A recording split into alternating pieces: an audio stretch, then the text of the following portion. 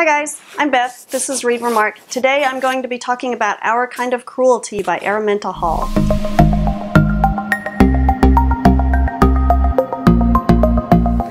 Our Kind of Cruelty by Araminta Hall is a really interesting look at a relationship gone horribly, horribly bad. It's a recent book that I got from the Book of the Month Club, so let me give you a quick rundown of the plot. It follows our main character, Mike. He's a disturbed, grown-up man, very good-looking, very successful in his job, but he has survived a childhood full of neglect, full of just bad situations, and carries a lot of the pathos from that. He's been, for the past 8 years, in a very intense relationship with his girlfriend, Verity. While they were together, they played a sex game called the Crave. Part of the game was that she would wear a necklace that had an eagle on it because that was their little pet name for each other. She called him her eagle. And so she would wear this necklace with the eagle pendant, and they would go to bars, and they were both a highly attractive couple. So Verity would stand at the bar and flirt with the dudes. And then once she had a dude kind of hooked, then Mike, her eagle, would come swooping in and say, "How dare you flirt with my girlfriend?" And then Verity and Mike would take off and do all sorts of smooching because they thought it was just so wonderful. So now that they have broken up, Verity has unceremoniously dumped Mike while he was in America for a couple of years working. So now that they're broken up, Mike thinks that this is just a bigger version of the Crave. Verity has always been very multi-layered in her intentions and her communications. She doesn't take things copacetically or mildly like some people might. She takes things very intensely, and so these games have always been, you know, this kind of darkly sexy, but also just very dark thing that they indulge themselves in. And so Mike is sure that this is just Verity upping the stakes and taking the game to a whole nother level. Verity is engaged to be married to a ridiculously rich man now, a man that she says that she loves. Mike thinks that this is just a man that she is dangling in front of him, and that any moment she's going to metaphorically clutch her eagle pendant and he will come swooping in and say, "Oh, Verity, you and I, let's go live happily ever after now." There's this whole question that we have throughout the book of, is this an elaborate game that they're playing, or is Mike completely batty and he's turned into a crazy stalker and Verity just wants to get away and have a grown-up, stable relationship for once?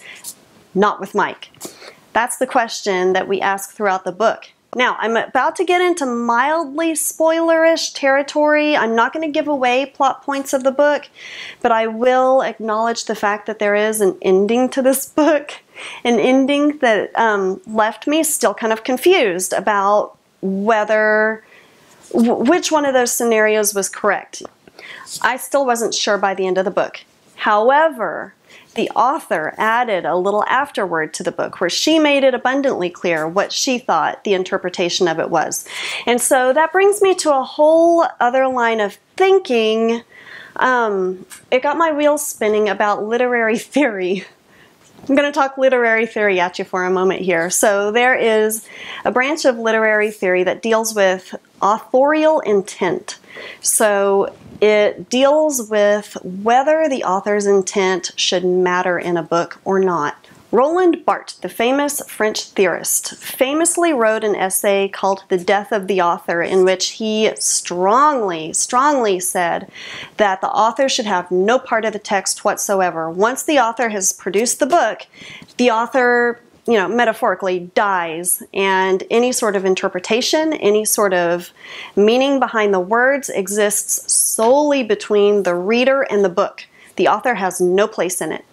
So that's one branch of that theory. Another branch of the theory talks about the psychological intent of the author and how it absolutely has a place within the text. You know, you should always consider the author's gender or social mores or any sort of preconceived notions or agendas or anything that they're trying to push as integral however you say that word, as an important part of the text.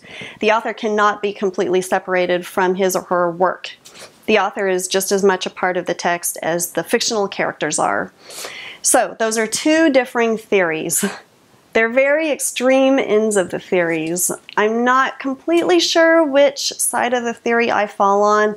I know that a lot of authors out there would probably vehemently say, I'm not dead, I'm still here, that book's my baby. Whereas others might say, do with it as you will. I will say, I kind of wish that Araminta Hall had not put that little coda in there. I kind of wish that she had not mentioned what her intent was, because I liked turning it over in my head. And even with her explanation, I still have several things I'm rolling over in my head still that makes me still doubt her. Like, what about the necklace being ever present throughout the entire book? Wouldn't she have taken it off after they broke up? I mean, it was their sex necklace. I mean, once the relationship is done, she would be like, get away, necklace. Lots of little questions like that that make me doubt even the author's intent, since she, you know, put it out there. I know it's really weird to think about cutting an author out of their own book, because I can only imagine if I had written a book, it would be so near and dear to my heart that they would have to seize it from my cold dead hands. So, you know, I feel sympathetic towards the authors if they would have any sort of qualms about the death of the author or that kind of theory. But at some point, the author has to let go and let the reader have a relationship with the book. I give this book 4 stars. Here's why. So in addition to the author's notes at the very end, I think if you're going to have a book that centers around a dark, mystical, secret-shrouded sex game, then you need to really take it there. I feel like on a scale of 1 to 10 in intensity, this clocked in maybe at about a 5. It could have gone further. Now, I'm not saying there has to be dungeons or slaves or weird Stanley Kubrickian Eyes Wide Shut clubs or stuff like that. It doesn't have to be anything like that. But if you're going to center it around something dark like that, you need to make it dark. You need to take it there, make it a 10 or at least an 8. So, really good read. I enjoyed it. Let me know what you think in the comments, and I will talk to you guys later. Thank you so much for watching. Bye.